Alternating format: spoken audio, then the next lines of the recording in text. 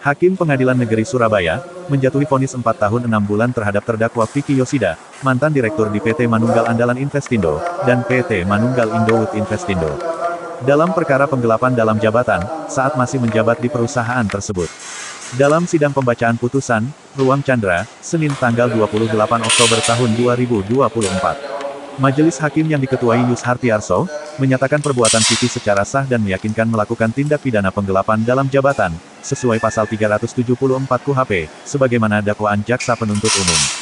Putusan ini lebih ringan dari tuntutan jaksa yang menuntut hukuman 5 tahun pidana penjara. Menurut Aji Saipullah, kuasa hukum korban, pihaknya mengapresiasi putusan majelis hakim. Hal yang memberatkan Vicky yakni kerugian yang besar bagi korban, yang dilakukan atas dasar kepercayaan. Sedangkan hal yang meringankan yakni, Vicky dinilai sopan dalam mengikuti persidangan.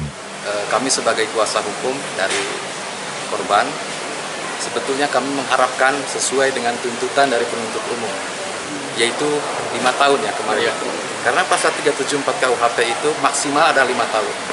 Mengapa kita berharap akan dijatuhkan vonis 5 tahun? Karena mengingat kerugian yang sangat besar. Dan bukan hanya kerugian, bukan hanya penggelapan, tetapi ada unsur trust, unsur kepercayaan yang disalahgunakan. Ada suatu jabatan yang disalahgunakan, itu kan sebagai direktur PT MAI dan PT MI. Nah, namun di sisi lain kami tetap mengapresiasi putusan dari Yang Mulia Majelis Hakim dan kami menghormati putusan Majelis Hakim. Pak, ada upaya TPPU Pak, nanti arahnya Pak? Dari 22 yang tulisannya Pak itu berdoa tadi, itu kan duitnya mengalir ke sana ya. Itu disebutnya apa Pak?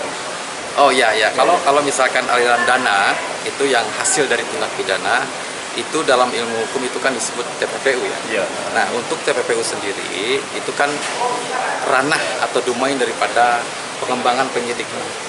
Apakah itu akan ada pengembangan di penyidikan atau tidak, kami juga belum konsentrasi ke situ karena kita menunggu putusan ini berkekuatan hukum tetap dulu.